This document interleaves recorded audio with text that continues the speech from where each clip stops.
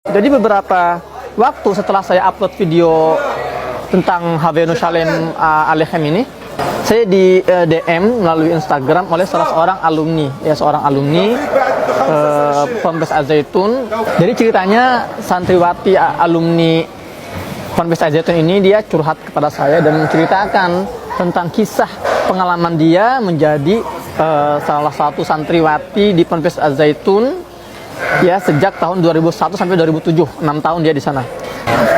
Saya pertama-tama ingin berterima kasih banget sama ya ukti kita ini, saya nggak mau sebut namanya ya, ini untuk menjaga privasi beliau. Dia ngetik panjang lebar di Instagram saya ini, DM, Masya Allah, dan informasi yang kamu sampaikan itu menurut saya wajib saya sampaikan keluar, wajib saya sampaikan ke dunia luar, wajib saya beritahukan ke masyarakat agar menjadi pembelajaran di kemudian hari. Nah, saya akan baca aja ya isinya. Assalamualaikum akhi, maaf ini saya dengan Fulan dari Jogja. Saya dulu alumni Zaitun angkatan 3. Saya sekolah di sana dari tahun 2001 sampai 2007. Saya sekolah di sana karena orang tua saya sibuk kerja dan papa saya diiming-imingi oleh iklan tentang sekolah di Zaitun yang nanti kalau lulus itu akan hafal Al-Quran dan dapat beasiswa sekolah di luar negeri. Akhirnya saya dipaksa sekolah di sana dengan harus menghafalkan juz 30.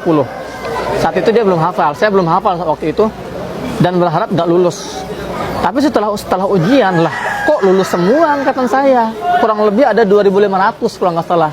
Jadi kalau kita pahami, ternyata proses filter ini atau ujian masuk ini cuman alasan doang gitu loh. Jadi semuanya ikut ujian, semua diluluskan gitu kan. Nah, saat saya kelas 2 SMP, saya sudah merasakan keanehan dan saya bingung.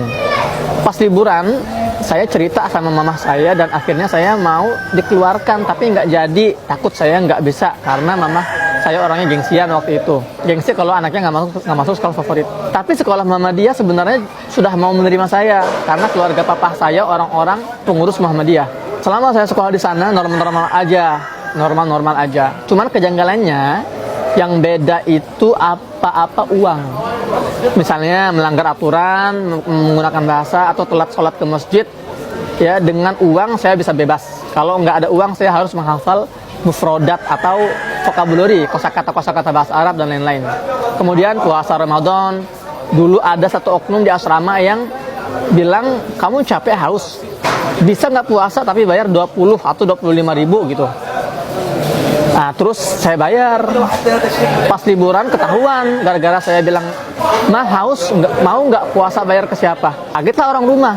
Jadi setiap liburan saya dikasih tahu yang benar itu begini dan lain-lain. Jadi si santriwati ini pulang ke rumah dan keceplosan gitu kan. Aduh haus nih, mau buka puasa bayar ke siapa ya gitu kan. Nah itu membuat orang rumahnya itu jadi berpikir loh, kok enak banget. Puasa kan harus dikodok kalau nggak ada halangan uzur syar'i gitu kan.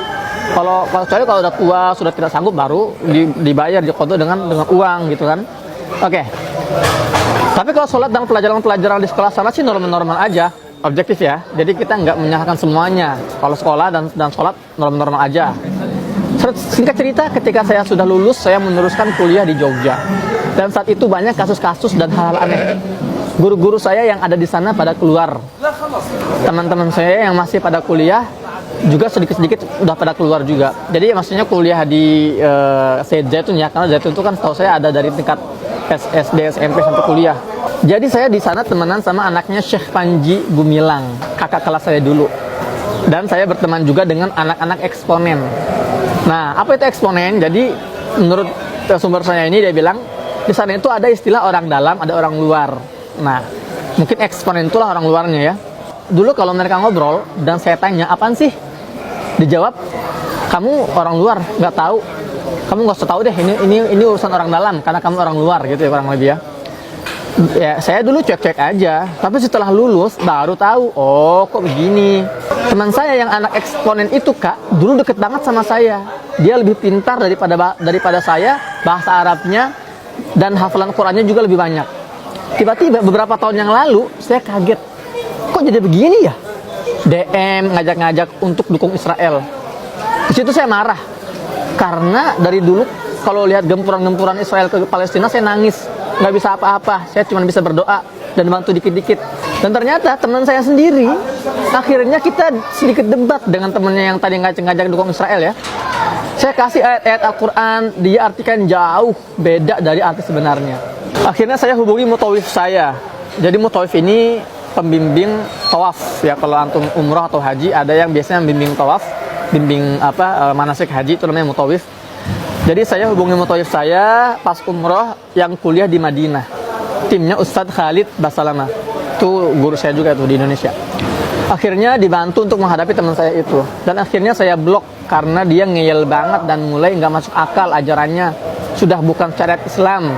Daripada debat terus nggak ada habisnya dan takut dosa karena saya emosian, langsung saya blok. Saya nggak tahu berdosa apa enggak, tapi saya memutuskan komunikasi dengan teman saya karena teman saya mendukung Israel. Beberapa tahun setelahnya, tepat setelah Ramadan kemarin Kak, saat warga Palestina digempur Zionis, saya cari berita terkini di YouTube. Lah kok muncul teman saya itu. Dan ternyata ya si temannya ini mantan santriwati Zaitun, alumni Zaitun ini, dan teman saya itu kata sumber saya ini sudah jadi Yahudi dan nikah sama orang Yahudi dan tinggal di Tel Aviv. Ini ngeri banget teman-teman. Jadi kalau antum melihat, antum cek ya channelnya Zaitun itu di YouTube, itu memang banyak dihiasi oleh wajah-wajah orang Yahudi, tamu-tamu orang Yahudi. Di masjid-masjidnya aja dikumandangkan lagu-lagu Yahudi. Ini sebetulnya pesantren Islam atau pesantren Yahudi? Karena kok ada salah seorang santriwatinya nggak hanya keluar lepas hijab, tapi juga murtad dan menjadi memeluk agama Yahudi. Astagfirullahaladzim. Ngeri banget ini. Nah, saya lanjutin ya. Saya hubungi teman-teman alumni angkatan saya dulu dan mereka bilang iya itu. Dan parahnya lagi beberapa teman, karena sebagian besar sudah keluar semua, ya yang masih ngabdi di sana itu mengucapkan selamat. Parah banget. Jadi ternyata nggak cuman santriwati ini lepas hijab dan murtad lalu jadi Yahudi, teman-temannya yang juga di Pondok Zaitun bukannya mengingatkan, bukannya meluruskan, malah memberi selamat. Oh deh, selamat ya kamu jadi orang Yahudi. La haula wala quwwata illa billah. Ya dan ya dia sudah lepas hijab. Sama seperti kakak saya dapat kiriman video dari keluarga waktu Syekh menyanyikan lagu Salam Aneh itu, dan tadi barusan saya lihat video YouTube kakak juga, emosi saya langsung saya WA ke teman saya. Nah, kebetulan yang jadi MC di video itu cowok teman dia. Oke. Panjang teman-teman ini pembahasannya. Intinya di penutup dia bilang, ini Kak kurang lebihnya dari kami alumni sana sebagian besar kontrak, kesal, sebel. Padahal sebagian besar kami sekolah di sana juga karena orang tua pada sibuk kerja kemudian diiming-imingi hal-hal yang baik tapi bohong. Di sana suka ada sedekah Kak, ada minimalnya. Nah, tapi kami nggak tahu uang sedekah kita ini benar dibagikan keluarga atau semua untuk pembangunan di sana. Yang masih pro dengan Az-Zaitun sebagian besar alumni yang masih di sana Kak, yang masih melanjutkan jadi pengajar di sana atau mengabdi di sana. Nah maaf Kak, sebelumnya ini info dari saya, kurang lebihnya mohon maaf kalau ada salah kata. Cepat sembuh dan cepat pulih dan sehat selalu. Salam untuk keluarga dan saudara-saudara di Palestina, semoga selalu dilindungi oleh Allah Subhanahu wa taala. Oke, ini teman-teman kurang lebih DM dari beliau.